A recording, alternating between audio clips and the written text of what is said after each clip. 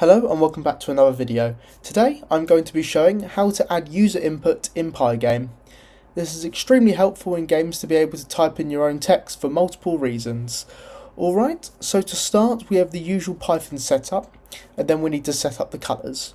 We're just going to be boring today and set it to black and white. We would like our background to be black and the text to be white. So first we need to set the font we want the text to be in. So for this, I've set a variable to pygame.font.font with a capital, and I've set it to the default font, but feel free to put whichever font you would like in there. And I've set the size of the font to 36. Alright, perfect. So we just need to initialize a variable now that will hold all of our text in. We will just set it to an empty string for now. Now inside of the for events part, we will now need to be looking for the event that a key is pressed.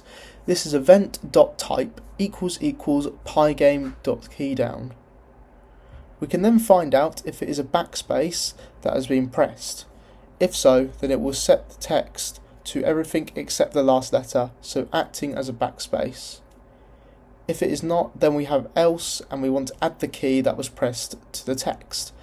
This is done by the text variable plus equals event.unicode. Perfect, so that is the more difficult part done now. Now we just need to render the text in.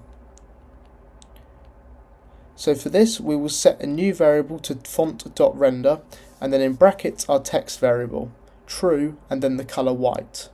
Finally, to display this we use screen.blit and then the variable we just defined. And for this example we will place it at position 1020.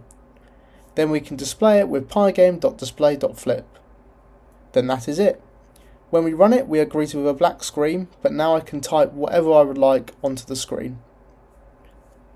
I hope you enjoyed this video and learnt something new, and I hope to see you on this channel again soon.